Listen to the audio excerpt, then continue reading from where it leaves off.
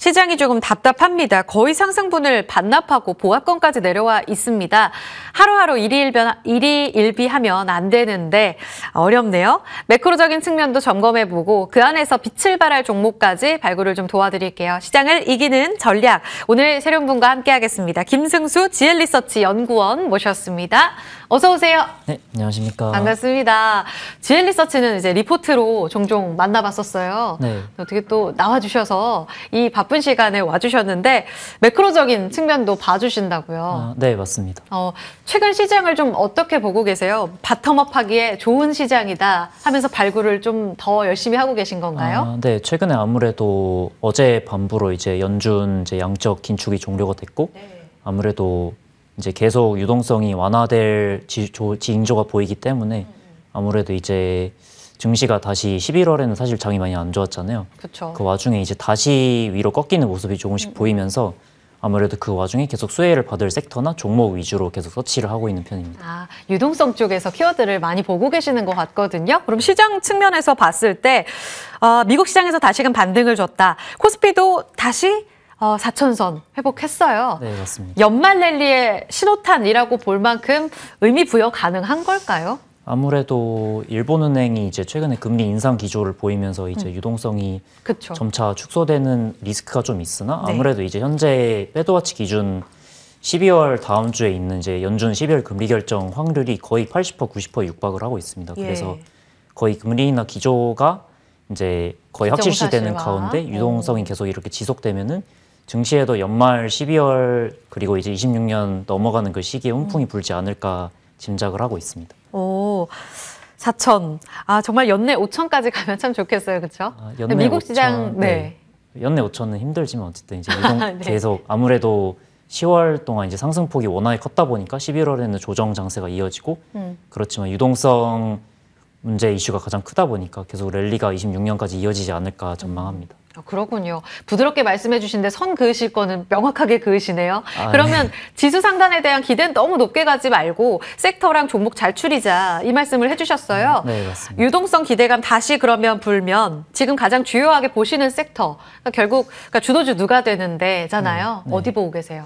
아무래도 가장 핫한 섹터가 또 반도체인데 최근에 이제 중일 갈등 이슈가 있다 보니까 일본이 이제 중국향 PR 이제 포토레지스트 소재를 사실상 금수 조치를 했습니다. 그 와중에 이제 중국이 일본의 포토레지스트 소재를 많이 의존을 하고 있었습니다. 일본이 포토레지스트 소재라는 것이 이제 반도체 전공정 노광 이제 장비의 필수적인 그런 소재인데 쉽게 말해서 재료인데 이제 일본이 전체 글로벌 시장의 70% 정도를 점유를 하고 중국이 일본의 80% 정도를 의존을 하고 있었습니다.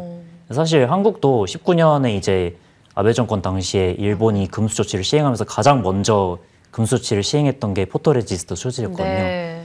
그리고 이제 더 핵심이 이 포토레지스트가 이제 장기 비축이 가능하냐 그것도 아닙니다. 포토레지스트가 이제 유통 기한이 6개월에서 12개월 정도 돼서 당장 이 소재가 없으면은 중국이 반도체 생산의 차질을 빚는데 그렇다면 장기 비축도 되는 게 아니기 때문에 중국이 이제 대체 공급망을 빨리 찾으려고 할 것이다. 그래서 한국의 이제 PR 관련주가 수혜를 보지 않을까 해서 이제 사실 며칠 전부터 기사가 뜨고 있었는데 그래서 이쪽 섹터를 아무래도 중일 갈등이 계속 장기화되는 시점에서 바라봐야 되지 않을까 생각을 합니다. 우리한테도 안 좋은 기억이 있죠. 그렇죠? 네. 화이트리스트 발표가 되면서 포토레지스트 여기에 불화수소 몇 가지를 이제 금지 조치를 내리면서 처음에 급락했다가 이 안에서 또 국산화되는 종목들이 뜨기도 했었잖아요. 네, 맞습니다. 근데 일단 1차적으로 포토레지스트 관련해서 일본이 먼저 금지 조치를 했다. 그런데 이것이 비축도 안 되고 굉장히 중국이 의존하기 때문에 그러면 반도체 쇼티지와 관련된 불안감은 당분간 계속 될 거라고 보시는 거예요? 네, 맞습니다. 아무래도 이제 중국 측에서 이게 거의 필수 소재다 보니까 아무래도 공급망을 어디서든 다시 찾아야 할 것으로 보입니다. 그 와중에 이제 저희에서 사실 19년도 이후로 그때 이제 타격을 국산 반도체 업체들이 받은 이후로 국산화를 하기 위해서 많이 노력을 해서 지금 시점에서는 뭐 이제 동우세미캠이나 뭐 삼양 NC캠 그런 기업들이 어느 정도 이제 자체적인 공급망을 아직 비중은 높은 편은 아니지만 보유를 하고 있기 때문에 실제로 이제 주가에서 수급이 계속 들어오고 있고 그 와중에 계속 장기적으로 수혜를 보지 않을까 전망합니다.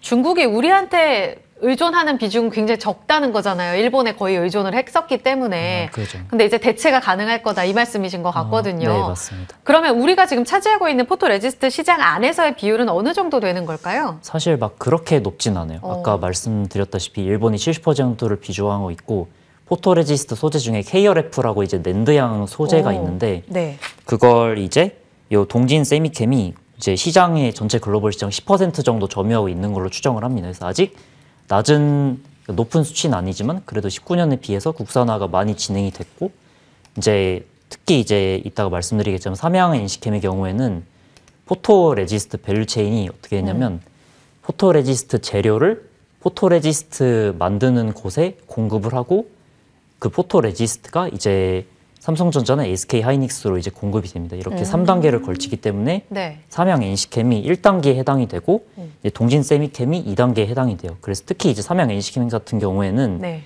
이제 포토레지스트를 만드는 곳으로 포토레지스트 소재를 공급하기 때문에 삼양 NC캠을 가장 수혜를 많이 보지 않을까라는 종목으로 꼽고 싶습니다. 네, 그래서 지금 가져와 주신 종목으로 네. 약간 힌트를 주셨어요. 그렇죠? 네, 맞습니다. 반도체 소부장 관련해서 일단 공급망 불안이 중일 갈등이 계속된다면 지켜봐야 될 섹터고 그 안에서도 그럼 누가 우리가 그 자리를 대체할 수 있겠느냐.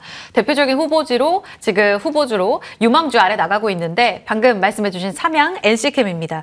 사실 시총도 그리 크지가 않고 화이트리스트 당시에도 뭐 동진 세미컴만큼 크게 주목을 받진 않았었어요. 네. 그런데 이번에 보니까 리포트 발간하시고 굉장히 또 주목을 받은 종목이더라고요. 조금 더 자세히 들어볼게요. 이 시장 안에서 그럼 어느 정도까지 이 수혜를 볼 거라고 보시는지 그림 좀 더 그려주시겠어요?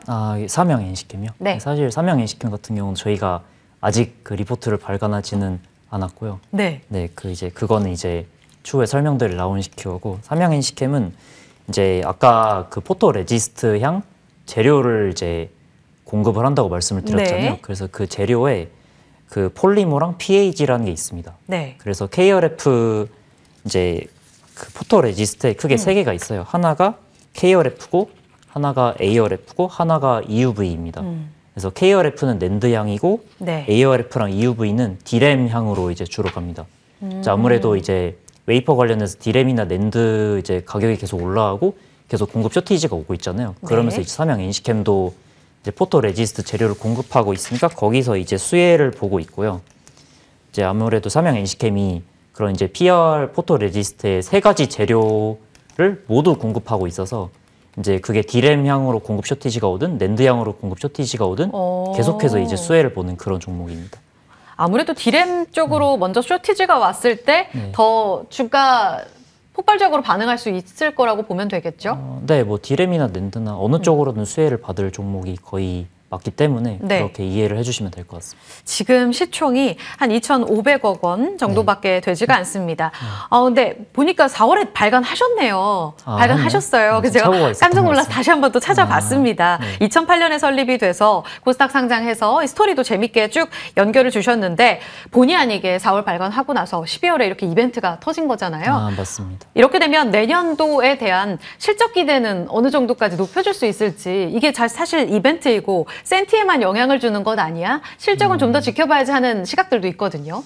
사실 뭐 그 연결 재무제표를 보면은 삼양 NC캠의 경우는 이제 상장 이전에도 이제 연간 매출액 단위로 계속 성장을 해왔습니다. 그래서 아무래도 내년에는 이제 HBM4 관련해서 삼성전자, SK하이닉스가 이제 구글 TPU 관련해서 사실상 HBM 이제 공급을 사실상 독점하다시피 하고 있기 때문에 삼양 NC캠이 결국은 이제 엔드 이제 수혜자가 삼성전자, SK하이닉스잖아요. 그래서 이제 그 밸류체인 전반, 특히 이제 1차 밸류체인이라고 할 수 있는 삼양 NC캠도 계속 수혜를 볼 수 있을 것으로 전망합니다.